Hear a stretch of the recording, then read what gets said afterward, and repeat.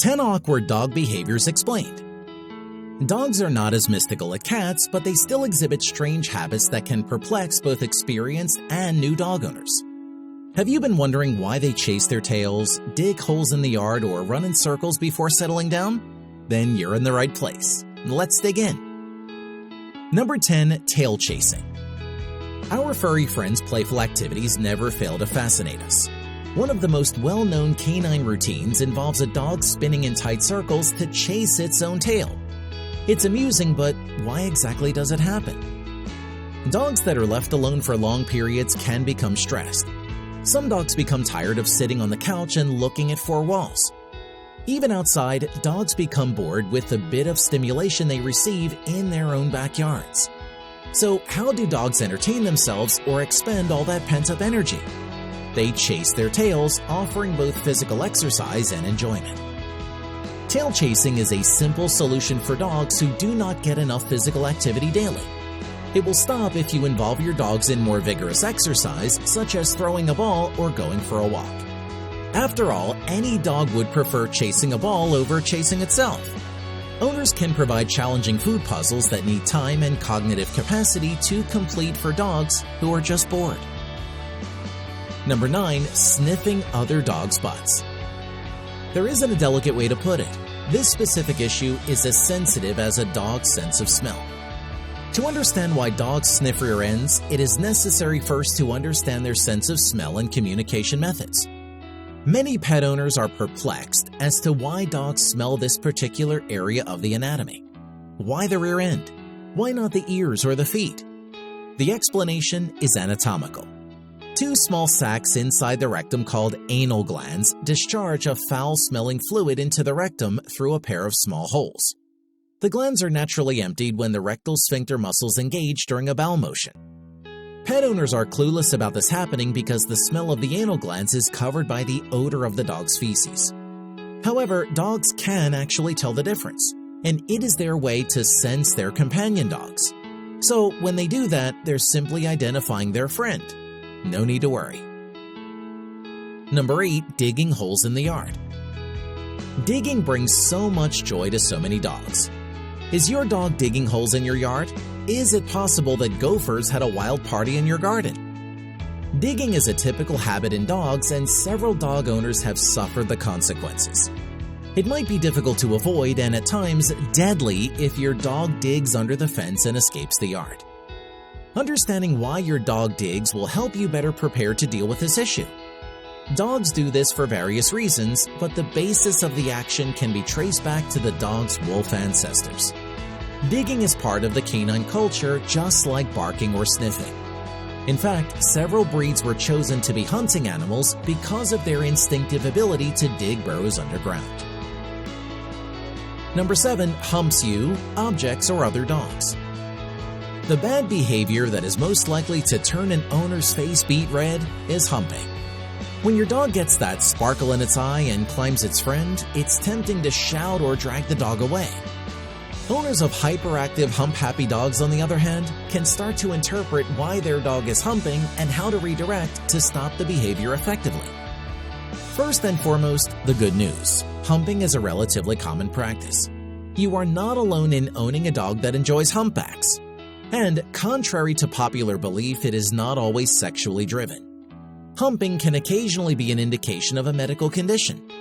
Humping, for example, might indicate infection, discomfort, or in male dogs, prostate issues.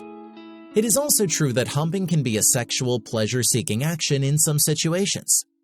Humping is more likely to be sexual in younger dogs who have not been spayed. So, before you unceremoniously drag them away and yell at them, understand why they're performing the action and consult a vet to see how you can stop this if it is excessive. Number 6. Howling. Your dog's way of connecting with you and others is to howl.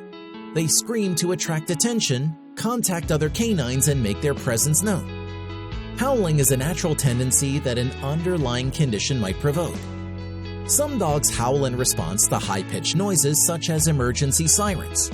Excessive howling can indicate that your dog is in distress. Moreover, your dog can be howling for many reasons.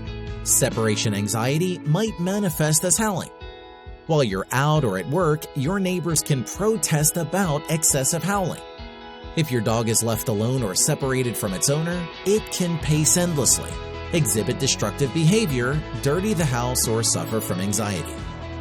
You shouldn't punish separation anxiety-related behavior harshly, because it will only make the condition worse. Instead, address the issue and create solutions for your dog to feel comfortable and secure in their own home. A medical condition might also cause your dog's cry. If your dog starts howling a lot, it might signify that they're wounded or unwell. Look for any symptoms of or causes for your dog's suffering. If you can't discover anything, take your pet to the vet to make sure they are not sick or hurt. Number 5. Rolling back in the grass. Although it may not seem rational to us, there are several reasons why dogs roll in the grass.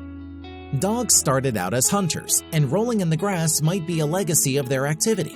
And they can roll in the grass to mask their odor with whatever they are rolling in. It might be your dog rolling about in the mud and grass, or it could be that some other animal has urinated or pooped in that area, and your dog is attempting to catch up on that scent. This type of behavior has assisted wolves in hunting by allowing them to approach closer to their prey without being recognized by the prey's keen sense of smell. Number 4. Eating feces. This one's a bit tough, but as your dog eats poop, you may question why, if it's common, or if it can make them sick. Your dog can love eating cat litter, tray treats, or prefer chewing on stools on their regular walks. It can be repulsive to us, but it is a relatively ordinary behavior in many dogs, particularly pups. The question is whether it is harmful to them and if we should prohibit it. Eating feces, also known as coprophagia, is typical behavior in many animals and is observed in around 25% of dogs. There are many reasons why your dog could be eating feces, but it's most likely because they enjoy its flavor and texture. Dogs can eat feces in addition to simply having a tasty dung supper, because it's behavior they picked up from their mother when they were puppies. Additionally, they obtain some nutrient benefits from undigested materials. If they do it excessively, though, you may want to see a vet about that. Number 3. Staring. Your dog also uses eye contact to communicate both good and bad emotions. Staring is actually considered threatening and unpleasant by their wolf ancestors, and some dogs have retained that temperament. That is why you must never stare down unknown dogs or hold canines steady to see them in the eyes. Back away and avoid eye contact if a dog gives you an intense gaze with unblinking eyes and a rigid stance. You might even notice this in your own dog when a bone or other valuable reward is at stake. A harsh glare and hostile body language are frequently used in resource guarding. Of course, a lot of dog gazing is what it appears to be, a show of affection. Dogs will stare at their owners to communicate devotion. Mutual staring between people and dogs causes the production of oxytocin.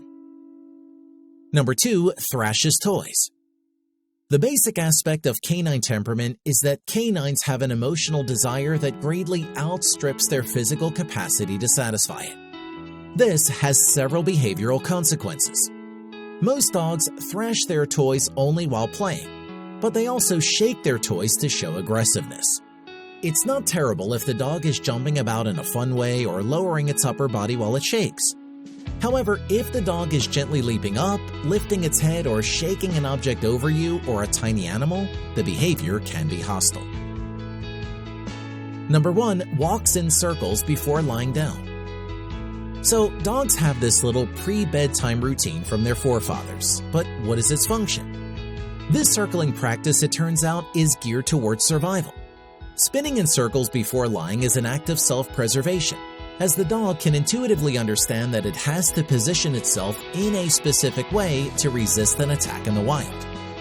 Turning around 360 degrees allows you to take one final look around for prospective predators before going to bed. Don't worry, this isn't a reason for concern.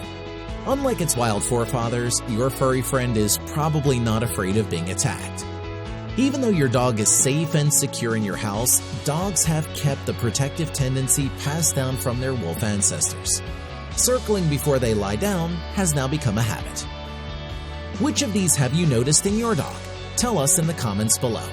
And if you enjoyed this video, make sure you hit the subscribe button and ring the bell so you never miss a video from us. Thanks for watching.